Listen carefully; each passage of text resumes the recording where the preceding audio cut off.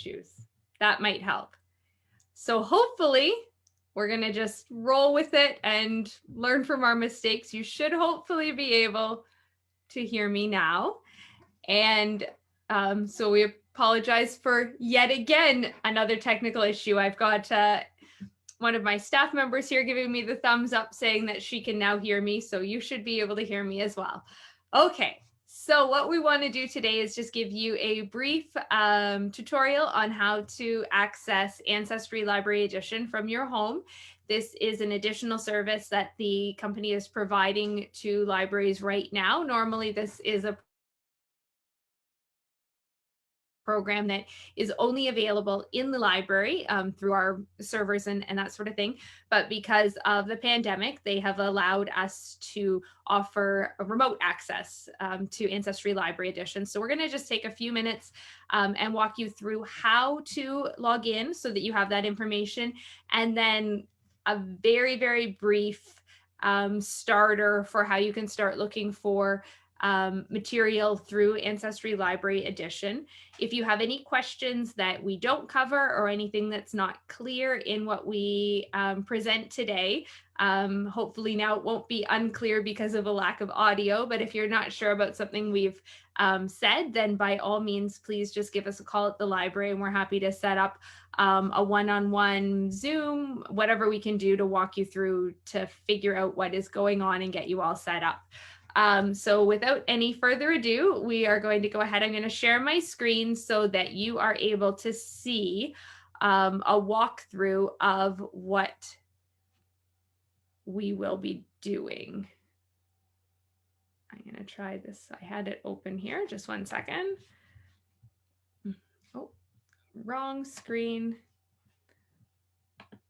This is just one of those days where things are not going as easily as they normally would. So what you're going to want to do if you want to walk through it at the same time as I do it with you is you will need your library card. And I should be ready to share my screen now. There we go. Because then you can walk through it at the same time, or if you want to just have a listen and then take the information and try it afterwards, then you can go ahead and do that as well. So we're going to start at the same place we start for most of our tutorials with respect to the library. It is our website. And so you can find our website at manitouage.olsn.ca. There is one small little difference from our other tutorials. So normally, because this is an e-resource, an electronic resource, we would be going to the e-resource page. But because Ancestry Library Edition does not normally allow us to just link through to the program through our website, what we've actually done is had this set up through our catalog, because then it makes sure that you need to log in with your library card before you can access any of the details. It's just a little extra security feature that they have in their program. So the first thing you're going to want to do is select catalog, and that's going to bring you to our online catalog. So this is the same place that we looked at a few weeks ago with respect to searching to see what books we have, particularly useful during COVID when you can't come in the library and pick up a book and browse the shelves yourself. This is the virtual way of doing that, and also where you can place holds, all of that good stuff with the physical collection of the library. So when you first log in, you're going to, or first come to this screen, you're going to see just underneath this overdrive, there's a little box. And if you look closely, it's got the Ancestry logo just kind of grayed out. And on top, it says log in to activate. So what that's wanting you to do is to log in through our catalog using your library card, using the login button on the top here. So you're going to select login, and it's going to just give you a separate little pop-up window, and it's going to ask for your library card number, which is the 14-digit number that's on the back of that little plastic credit card type of card that we give you when you get your library card at the Manitouwadge Public Library. And it's also going to ask you for your PIN. Now, the PIN is just a number that our operating system generates when we create a new card. And so if you don't know that number, it's a 4-digit number, you can just give us a call at the library. We can pull up your information and let you know what that number is. So I'm going to go ahead and log in to my library card account. And once you give it that information, then now you'll see up at the top, it knows who I am. So it's got Beth Beerworth up there. And now when I clicked on any of this information, my list, my account, it's my personal information. And then you'll see here that now that ancestry button is no longer grayed out with the words on top, and it's now an active link that I can use. So you're going to go ahead and click on that link. And now you are this is the exact screen that you would have seen if you've ever done any Ancestry sessions with us here at the library. This is where we start. So this is the Manitowoc Public Library's account. The main thing to keep in mind when you're doing this, because some people have a picture in their head of the way they see Ancestry working, if you've seen anybody who has a personal version or seen any ads for it, creating family trees and gathering up those documents. Unfortunately, that's not part of the library edition. All of the information is available, but in order to track it, you can't create a family tree digitally within the program. You have to find your own outside way of tracking that information. So whether it's a pen and paper and just jotting down names and dates, if you wanted to create a spreadsheet of your own, those sorts of things, you can get as creative as you want. You can still email yourself or save like a PDF of any of the documents you find on like a USB stick. Print them off, anything like that. The documents are still all available. It just doesn't have the same availability of kind of packaging them together in a format. So you'd have to do your family tree elsewhere. Hopefully that makes sense. And so as I mentioned at the beginning, we're going to just do a really basic overview. I'm going to show you two different ways you can search. There's plenty more. You can kind of play with it in many different ways. But these are our two basic starting points if you just want to see what it's all about, and it'll let me show you a couple of the different features. So we're going to go ahead and click up on the top menu here under search. The first way we're going to do it is just to do all categories. We're just going to do a generic search of some information. So the first thing you see is that it's giving you a place to put in, name, place they've lived, date of birth.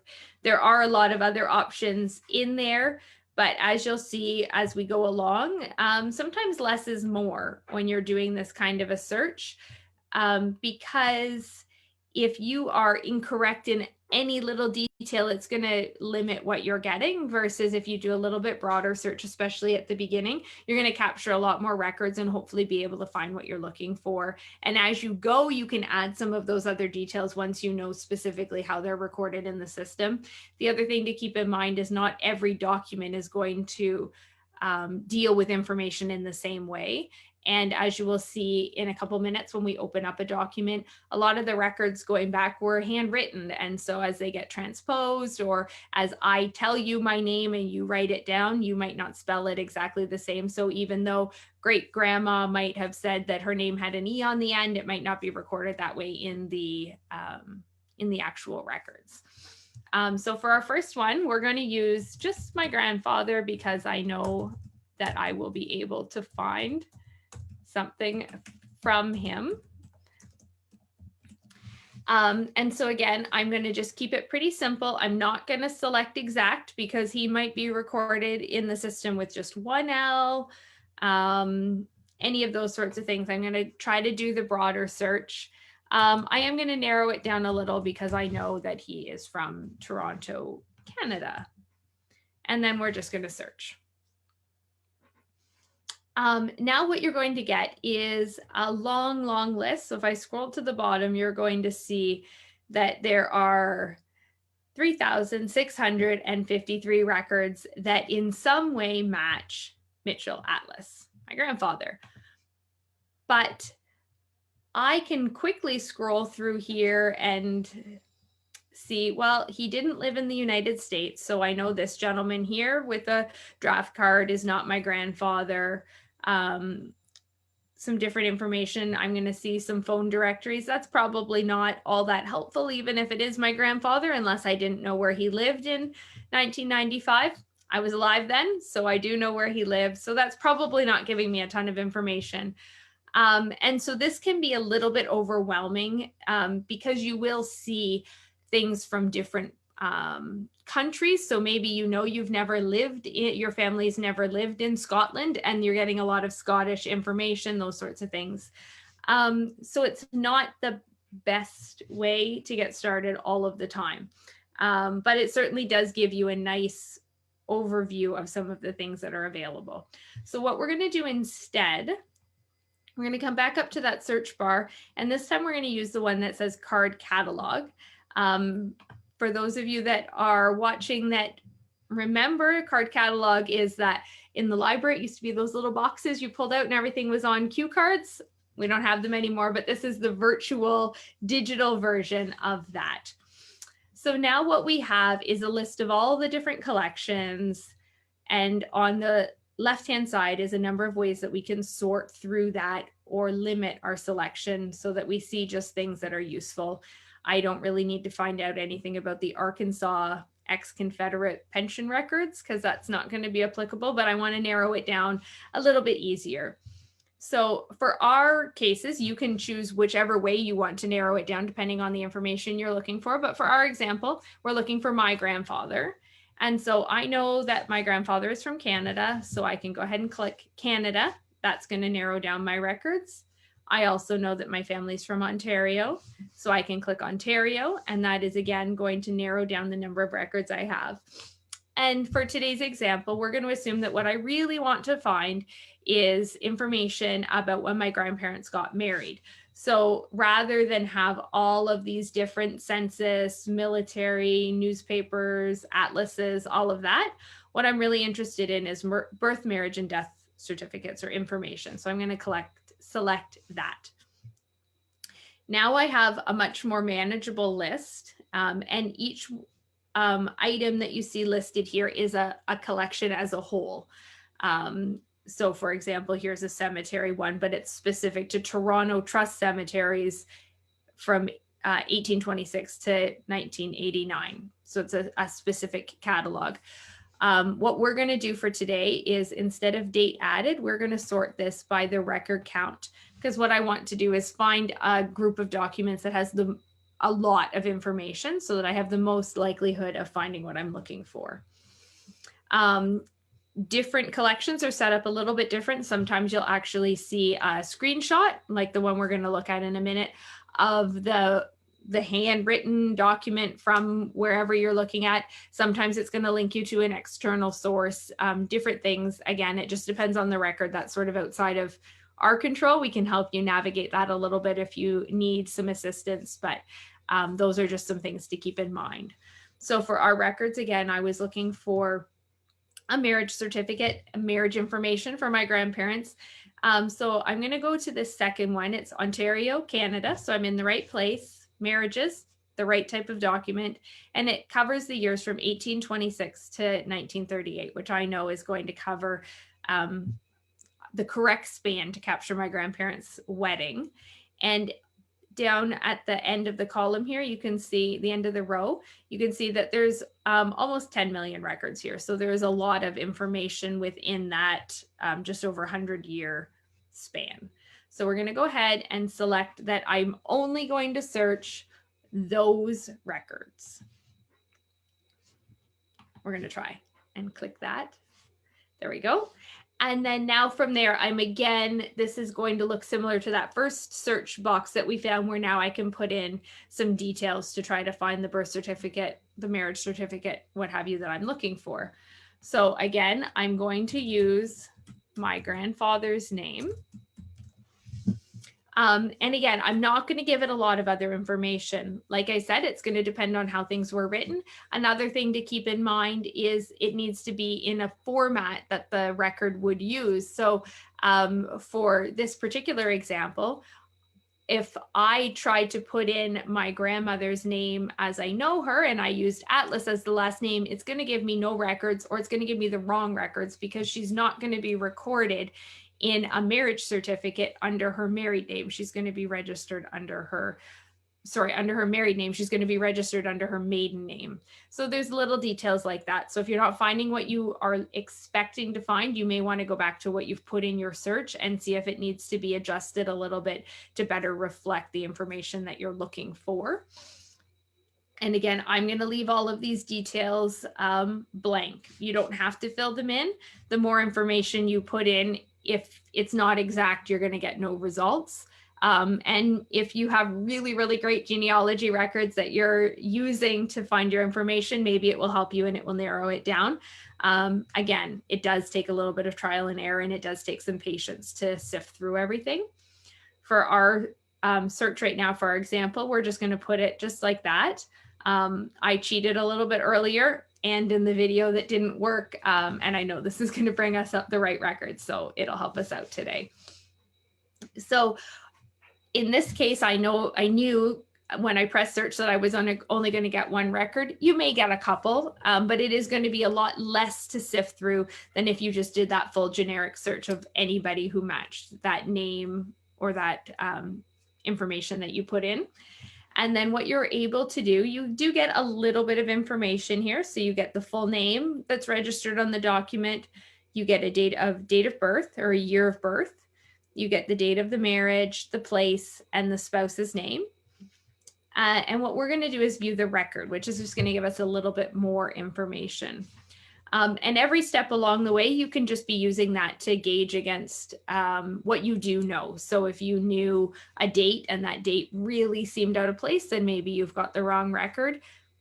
Again, keep in mind that it does depend. Your grandparents may celebrate their anniversary on the 24th, but that's over the holidays. So maybe it didn't get registered until a few days later, different things like that. So do be open-minded if it's just slightly off, but it will help you depending on what you know. So here now I can see a little bit more detailed information, a name, his age, his year of birth, some location information, his parents, and his spouse. So right now I do know that this is the correct information. So I can go ahead and have a little deeper look. So if you click view, what you're going to see is the actual document. So this is a copy of the actual document, handwritten, and this is what I was talking about. You can see through here, depending on your deciphering skills with cursive writing, some of them are easier to read than others. And you can see some of the different information, the bridegroom, the bride, a witness, their address, any different details you might be looking for, some details about the bride and groom in this case, their occupation, religious denomination was something that was recorded at that time, their residence, that sort of thing. So now you've got a little snippet of that information.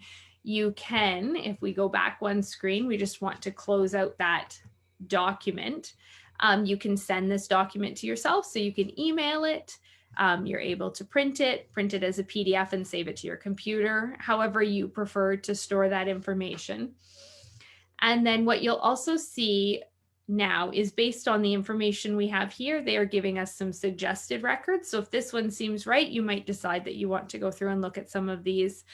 Again, just be aware of what makes sense. So for me, I know that I don't need to go to this Florida US death index because my grandfather did not live in Florida when he passed away. He still lived in Toronto. So that's not going to be the record that I'm looking for. However, a census for Canada, this birth listing with those dates would make sense. There may be something there. A voters list may make sense. Those sorts of things. So you can click on that and follow some different information that way.